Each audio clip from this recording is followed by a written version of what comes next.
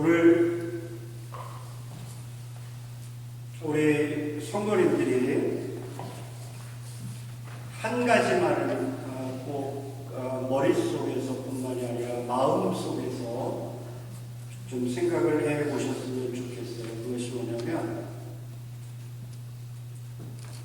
지금 우리가 예수를 믿으면서 과연 우리는 잘 믿고 있느냐, 신앙생활을 잘 하고 있느냐, 이 질문을 머릿속에 두시고, 그렇다면 우리가 하나님 앞에서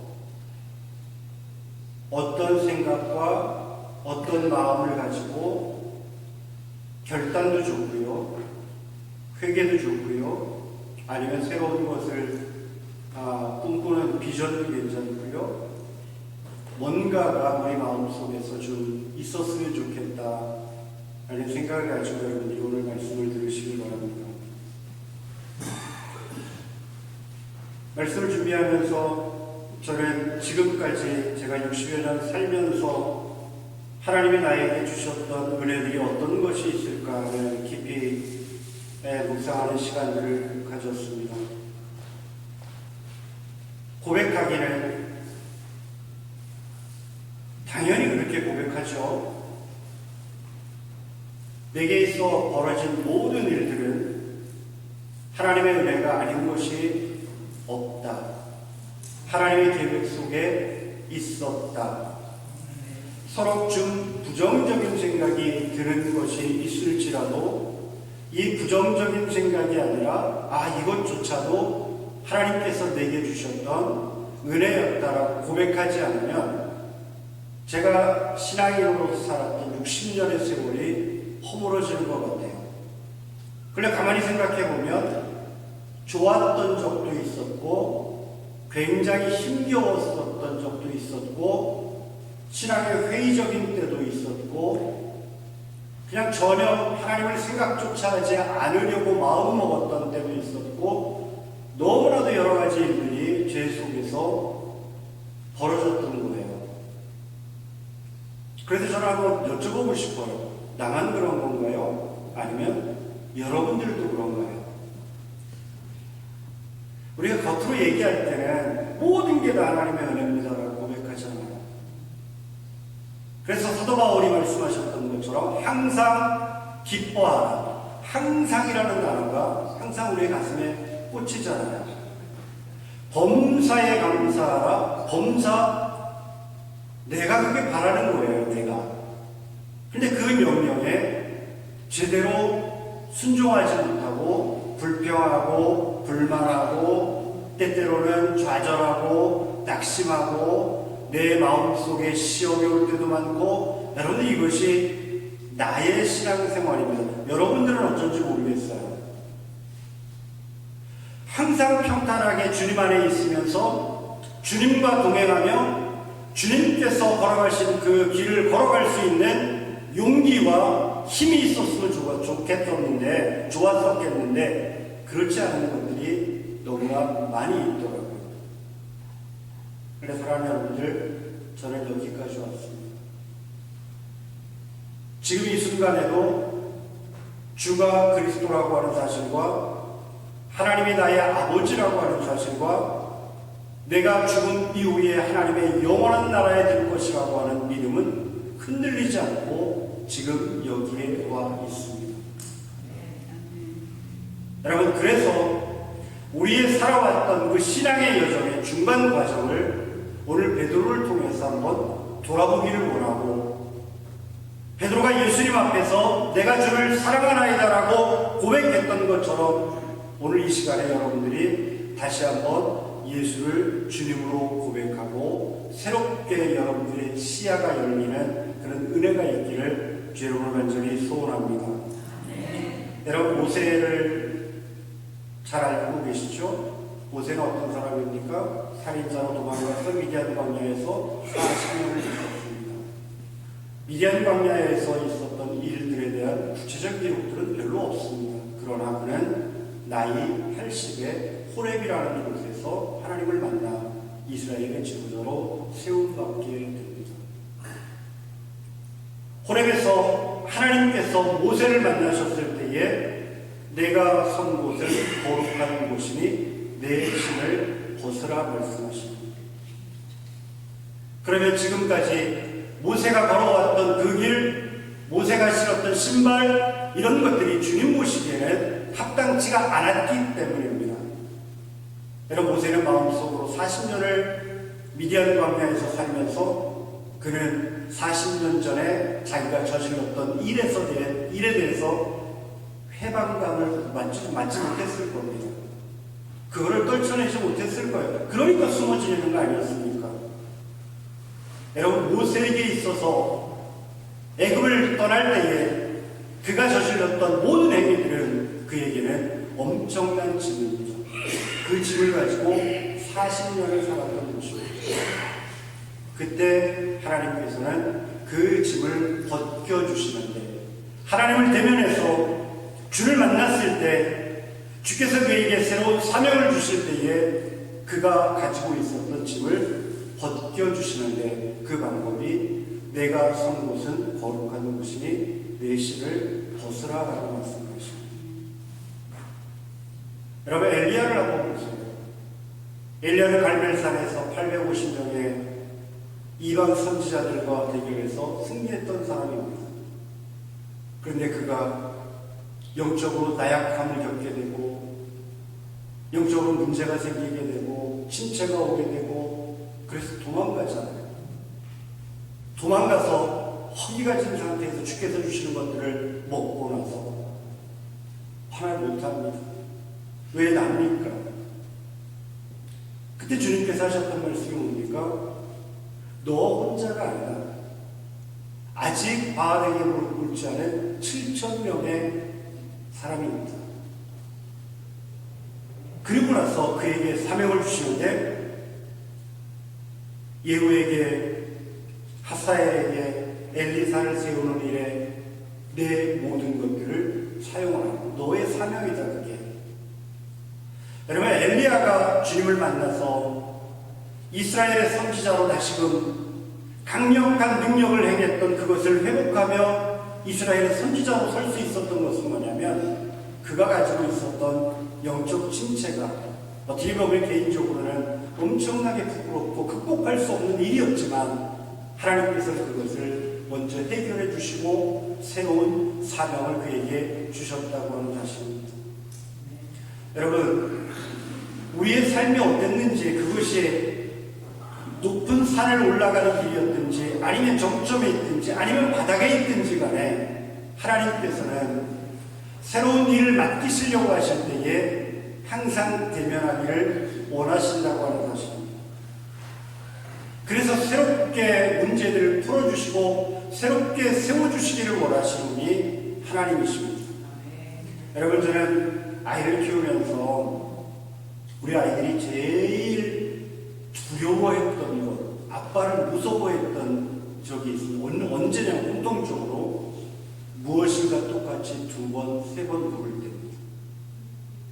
이거 너 했니? 너 했니? 2번만 가면 애들이 자지러져요. 3번째까지 가면 이거 큰일 나는 일입니다. 왜 그것을 물어봤을까요? 너 거짓말했지? 너 거짓말했지? 거짓말했지? 왜 물어보겠어요, 그거를? 그건 아니다라는 것을 말하기 위해서 2번, 3번 생각할 기회를 주면서 물어보는 거 아닙니까?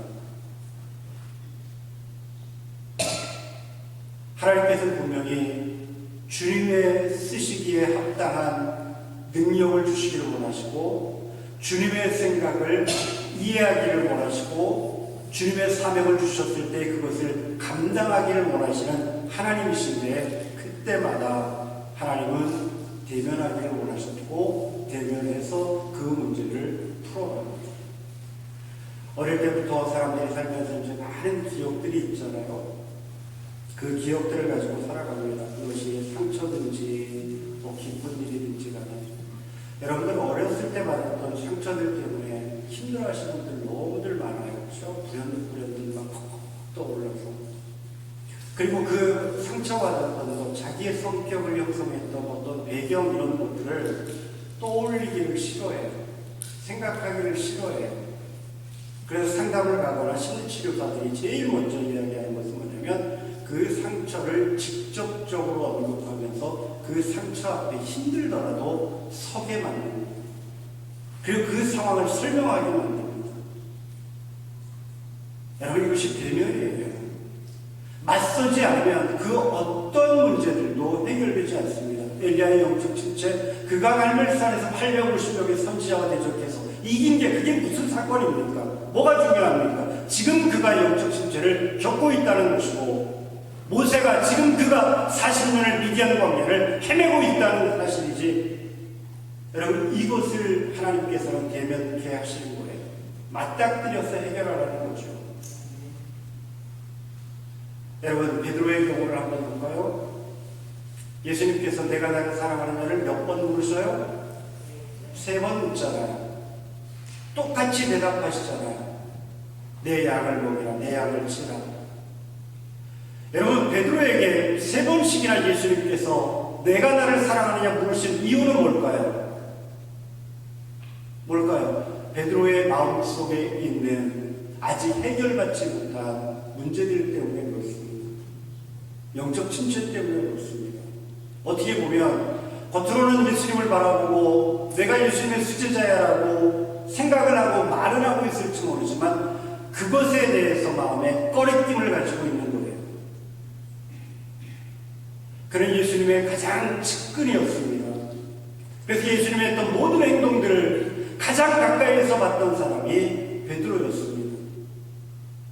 그런데 그는 예수님에 대해서 예수님이 십자가에 못 박아 돌아가시기 전에 가장 가슴 속에 심한 상처를 줬던 사람도 베드로였습니다. 여러분, 예수님이 돌아가시는 날 새벽닭이 울자 그래 통곡합니다. 왜 통곡했을까요? 그의 말과 그의 행동이 달랐기 때문입니다. 그의 속사람과 겉사람의 모습이 달랐기 때문입니다. 이런 베드로에게 예수님께서는 내가 나를 사랑하느냐라고 3번이나 물으시는 겁니다. 이 이후에 베드로는 어떻게 바뀌었습니까? 예루살렘의 최고의 지역적인 지도자가 됐고, 설교했을 때 하루에 3,000명이 회개하는 역사가 일어났고, 전순위에 의하면 로마에서 순교할 때 그는 십자가에 못 박혀 죽는데 제대로가 아니라 나를 위해서 전 스승님처럼 죽을 수 없다. 나를 거꾸로 매달아 달라고 해서 십자가에 거꾸로 매달려 죽은 사람이 베드로 아닙니까? 이 베드로의 문제를 주께서 풀어주실 때 바로 오늘 이 말씀과 같이 직접적으로 대면해서 우리의 죄악을 건드리고 우리의 약한 부분을 건드시고, 그리고 내가 맞추지 않은 부분들을 주님께서는 건드려 주셔서 주께서 원하시는 바 그 일을 감당하도록 우리를 이끄시기 위함이고 그런 목적을 가지고 계신다는 사실을 믿으시기를 바랍니다. 아멘. 여러분, 우리는 수없이 많은 이 세상 가운데 살면서 죄들을 짓잖아요. 그러니까 예수님이 필요한 거 아닙니까? 그래서 예수를 믿는 거 아닙니까? 그래서 오늘도 예수 그리스도의 십자가, 그리스도의 보혈, 그리스도의 은혜, 이런 것들을 언급하며 그것을 믿고 영적으로 몸부림치는 거 아닙니까? 여러분, 우리의 사람들을 한번 보세요. 우리들의 육적인 모습들을 한번 보십시오. 얼마나 우리가 생활 가운데 주님과 동행하며 성령께서 내주하셔서 우리의 삶 자체가 하나님을 기억하고 하나님을 생각하며 그분을 위하여 결단하고 하는 일들에 얼마나 많은 시간들을 보내고 있느냐 하는 것을 한번 생각해 보시기 바랍니다. 그런데요, 이것 또한 우리에게 문제가 되지 않습니다. 오늘 말씀드리려고 하는 포인트가 이겁니다. 우리의 모든 것들을 아시는 주님이십니다. 우리의 삶도 아시는 주님이십니다. 우리 하는 모든 것들을 다 아시는 분이 주님이십니다. 얼마 전에 우리 아들한테 그런 얘기를 들었어요. 이런 질문을 하더라고요. 아빠, 왜? 하나님은 공의의 하나님 맞죠? 맞아. 사랑의 하나님 맞죠? 맞아. 하나님의 모든 인류를 만드신 것 맞죠? 맞아. 근데 왜 자기의 욕심을 위해서 전쟁하고 사람들을 죽이고 사람들을 해하냐는 거예요. 그것도 하나님의 계획 속에 있는 거예요? 이렇게 묻는 거예요. 그러니까 모든 것이 다 하나님의 뜻이면, 하나님의 계획이면, 지금 미국이 이란을 공습하는 것, 이스라엘이 이란을 공격하는 것, 이란이 다른 주변 국가들을 공격하는 것, 미국에서 벌어지는 이 아이스 활동들, 이런 것들이 다 하나님의 계획 속에 있는 게 아니냐는 겁니다. 저는 대답을 못했습니다. 뭐라고 대답을 해야 됩니까? 그래서 우리 아들이 이런 얘기를 했어요. 사람들이 자기의 욕심과 자기의 욕망을 위하여서 자기 중심이 되어서 이기주의가 되어서 다른 사람들을 상하게 하는 것은 우리의 마음속에 죄된 심성 때문이다. 죄된 심성 때문이다. 그 죄된 심성이 욕심을 부르고 욕망을 부르고 이기심을 갖게 하고 그렇게 하는 거다. 그러니까 우리 아들은 또 이렇게 질문을 합니다. 그러면 마음속에 죄된 심성이 있으면 그것을 제해줘야 되는 분이 하나님 아니에요? 애가 올해 28이에요. 그런데 정말 시리어스한 것들을 많이 물어봐요. 이거는 많이 고민한다는 얘기예요, 지금. 여러분, 기독교인의 베이스에서 자랄 아이 아닙니까? 저는 애들한테 너희들 시집장가 갈 때 세 가지는 절대 안 된다. 그 세 가지 가운데 하나가 뭐냐면, 난 크리스천은 안 된다. 난 크리스천이 안 되는 이유는 뭐냐면, 우리는 기독교적인 문화 배경에서 자라나서 너의 컬처는, 그라운드가 되는 컬처는 크리스천의 문화다. 그런데 그렇지 않은 신앙인이 아닌 집안에서 자라는 넌 크리스천 컬처를 가지고 있을 거다. 그 컬처 속에서 만들어진 심성들의 통해서 오는 갈등은 그건 정말 해결하기 힘들 거다. 그래서 너희들이 고생하는 게 싫다. 그렇기 때문에 가능하면 비기독교인은 너의 결혼 상대자가 되지 않았으면 좋겠다. 그러니까 별별 얘기들을 다 하죠. 그래서 우리 아이들이 아직 결혼을 못하나 봐요. 주변에 기독교인들이 없어서. 여러분, 이 질문을 받았을 때에 제가 할 수 있는 답은 오직 우리 가운데 있는 죄된 신성 때문이다.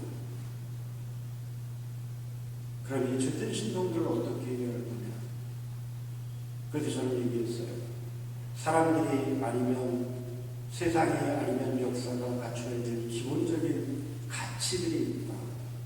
그 가치들을 잃어버렸기 때문이다. 우리 인간들의 기본 가치는 뭡니까? 하나님의 형상으로 창조되어 있던 하나님의 이미지가 우리의 가치다. 미국의 가치는 뭐냐? 청교도들의 영성이다. 한국의 가치는 뭐냐? 그거는 전통이라는 충효 사상이다. 그것들을 잃어버렸기 때문에, 그것들을 잊고 살아가기 때문에 우리는 혼돈 가운데 실타하게 꼬이듯이 다 꼬여가고 있다. 너 생각은 어떠냐? 그렇게 되면 좀 정리 정도는 되겠네요 라고 얘기를 해요. 사랑하는 여러분들, 예수님께서는요, 베드로를 만나서 이렇게 질문했을 때에 주님이 정말 원하시는 건 뭘까요? 베드로를 딱 대면했을 때에, 베드로가 예수님을 만났을 때에 베드로의 필요가 무엇인지를 주님은 알고 계시지 않았습니까? 그 마음속에 있는 불과 며칠 사이에 벌어졌던, 길게는 3년 동안 있었던 일들 가운데 베드로가 느끼고 있는 그 마음이 어떤 건지 예수님은 아셨어요. 그래서 물으시는 거예요. 내가 나를 사랑하느냐? 사랑합니다라고 대답하기에는 내 마음이 너무 찜찜한데요. 그러면서도 대답을 그렇게 해야 되기에 내가 주를 사랑합니다.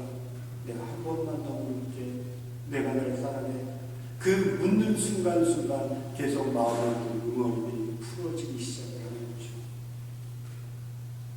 여러분, 주님은요, 우리 가운데 오셔서 우리를 대면하기를 원하시고 우리를 만나기를 원하시고 왜요? 우리가 고민하는 것들을 풀어주기 위함입니다. 하나님의 자녀로서 누려야 될 복을 누릴 수 있도록 우리 속에 있는 것들을 풀어주기를 원합니다.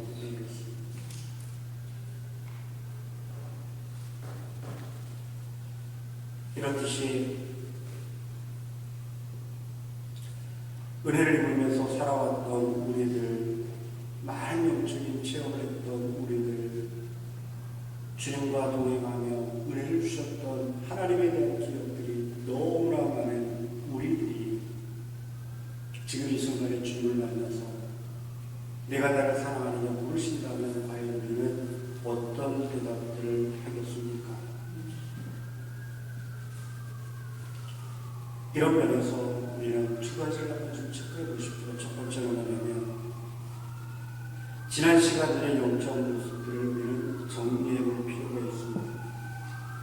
그리고 풀 것들은 풀고 맬 것들은 매라는 것입니다.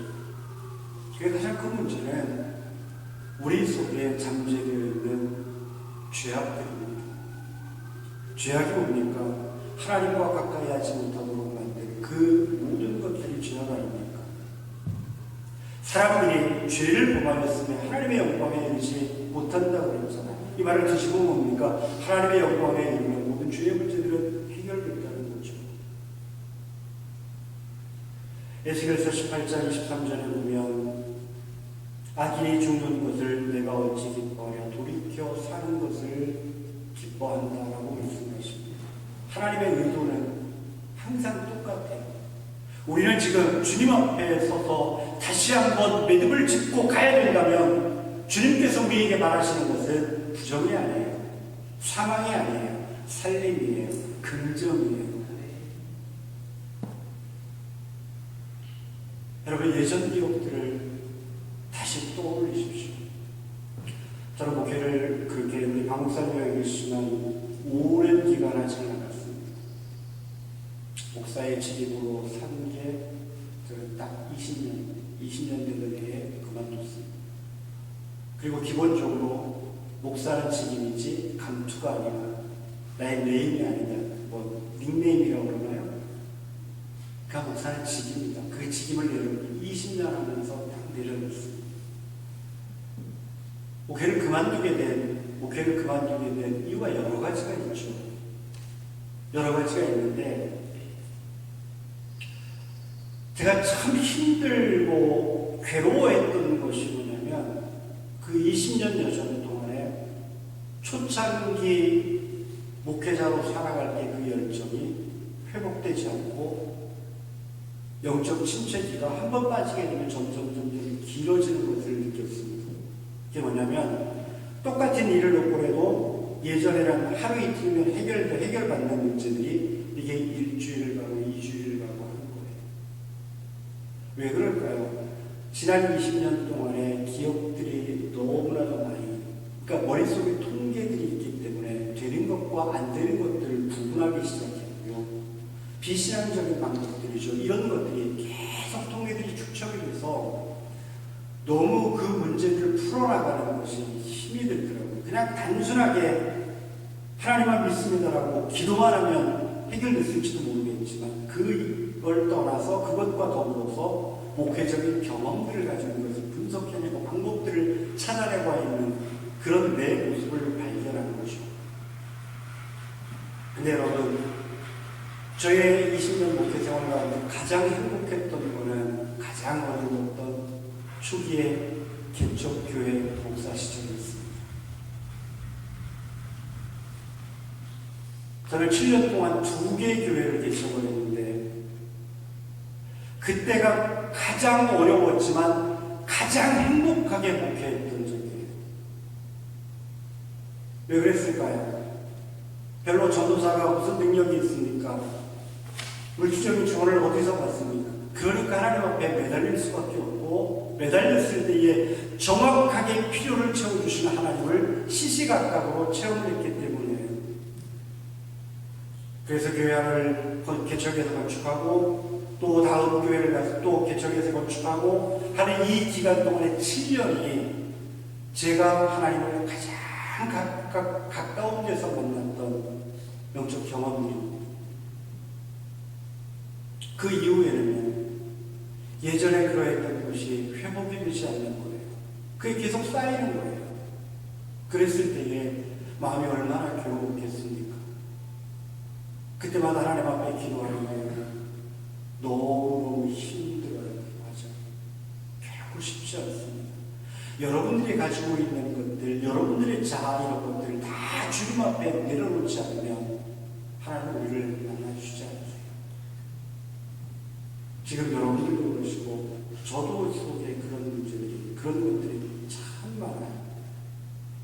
이때 우리가 주님 앞에 서기만 하면 주님께서는 그것을 회복시키시고 지하여 주시고 새로운 것으로 우리를 덧입혀서 또 다시 한번 시작할 수 있도록 은혜를 베풀어 주신다는 것입니다. 그게 뭡니까? 회개하는 겁니다. 주님을 만나서 그리스도의 보혈을 힘입는 겁니다. 다시금 주님을 만나서 그리스도의 십자가의 은혜를 묵상하며 그 십자가를 붙드는 겁니다. 여러분의 신앙생활에 예수 없는 신앙생활은 결단코 있어서는 안 된다고 하는 사실을 믿으시길 바랍니다. 두 번째는 뭐냐면 새로운 사명을 주신다는 겁니다. 저도 이제 60나이가 지나서 제가 일할 수 있는 기간이 얼마나 남았을까. 그래서 이제 같은 일터에서 이제 새로운 사람을 구할 때 저랑 연배가 비슷하거나 저보다 나이가 많은 사람이 인터뷰를 오잖아요. 그럼 꼭 나이를 물어봐요. 올해 연세가 어떻게 되십니까? 나이가 많을 것 같이 보이면 그래서 64입니다. 아직 한 3년 정도는 더 일을 할 수 있겠구나. 뭐 이렇게 생각해보고 그래요. 근데요, 그 기간이 짧아요. 우리가 건강하게, 저 같은 경우에 골프도 치고, 여행도 마음대로 다니고, 하고 싶은 거 할 수 있는 이 건강이 과연 몇 년이나 허락될 수 있을까? 여기에 저보다 연세가 많으신 분들이 더 많으신 분이 죄송합니다만, 제가 지금 그런 생각을 하고 있다는 거예요. 제가 지금. 그래서 어떤 책을 보다 보니까, 나이 70 넘어서 사람이 누릴 때의 행복한 것 7가지를 얘기해 주는데 7가지 가운데 한 가지를 여러분들에게 말씀드릴게요. 뭐냐면 아침에 일어났을 때에 내가 오늘 뭔가 할 일이 있지 라고 생각하는 사람은 굉장히 행복한 인생을 살고 있으시다는 거예요. 이 말은 뒤집으면 뭡니까? 70이 넘으면요 할 일이 없어져요. 나를 찾는 사람도 없고요. 너무 고독한 거예요. 외로워지는 거예요. 우리가 신앙생활하면서 저는 신앙의 나이도 60이 넘었습니다. 60년 동안 똑같이 늙어가는 거예요. 영적으로도 그냥 시간이 지나면 지날수록 무덤덤해지고요. 그냥 머릿속으로만 뭔가 생각하는 것 같지만 내 가슴에 열정이 있거나 눈물을 흘리거나 뭐 이런 것들이 점점 사라져요. 그러니까 영적인 나이도 늙어가는 거예요. 이때에 오늘 일어나서 내가 할 일이 있으면 참 잘 산 삶이다라고 이야기하는 것과 마찬가지로 영적으로 내가 오늘 하나님 앞에서 뭔가 할 일이 있다라고 생각을 한다면 영적으로도 잘 살고 있는 겁니다. 그게 뭡니까? 사명이에요. 하나님 앞에서 내가 지금 무엇을 할까? 하나님이 주시는 비전이에요. 내 나이가 80인데 아니에요. 그래도 주님 안에서 할 일이 있는 거예요. 내 나이가 60이다 그러면 거기에 맞도록 하나님께서는 우리보다 훨씬 더 지혜로우신 분이고 모든 것을 통찰하시는 능력이 감히 상상할 수 없을 정도로 비교가 안 되는 분이 주님이시잖아요. 맞게 일을 주시는 겁니다. 주님 앞에 대면하여서 내 속에 있는 문제들을 해결하게 되면 하나님께서는 새로운 사명과 새로운 일과 새로운 영적인 눈을 열어주신다는 사실을 믿으시기를 바랍니다. 그게 뭡니까? 내 양을 치라라는 엘리야에게, 예후에게, 아사에게, 엘리사에게 새로운 사람들을 세우라고 하셨던 것처럼 모세에게 너가 이스라엘 백성들을 이끌고 이제 가나안으로 가라 말씀하셨던 이스라엘의 지도자로 세우셨던 그것과 마찬가지로 베드로와 같이 주님 앞에 서게 되면 하나님의 시간에 우리에게 새로운 것들을 맡기신다는 사실을 믿으십시오. 그래서 하루하루가 영적인 소망이 있어야 돼요. 내일은 무슨 일이 벌어질까? 모레는 무슨 일이 벌어질까? 내 인생에 어떤 일들이 벌어질까? 하나님이 나를 세우셨는데 나를 통하여서 어떻게 영광을 받으실까에 대한 소망들이, 꿈들이 여러분들 가운데 매일매일 끊임없이 솟아나시기를 바랍니다. 아멘. 여러분 오늘 본문에 있었던 말씀으로 결론을 내리고 접니다. 21장 18절 말씀에 내가 진실로 내게 이르노니 내가 젊어서는 스스로 띠띠고 원하는 곳으로 다녔거니와 너의 뜻대로 다녔거니와 이제는 늙어서 내 팔을 돌리니 나는 내게 띠띠우고 원하지 아니하는 곳으로 데려가리라. 이게 베드로의 마지막이에요. 여러분도 마찬가지예요. 지금까지는 내 생각대로 내 뜻대로 막 신앙생활을 해왔다면 이제는 한번 매듭을 짓고 주님께서 나에게 원하시는 것이 무엇인지를 한번 돌이켜보면서 하나님 앞에 소망을 가지시는 여러분들 되시기를 축원합니다. 기도하겠습니다.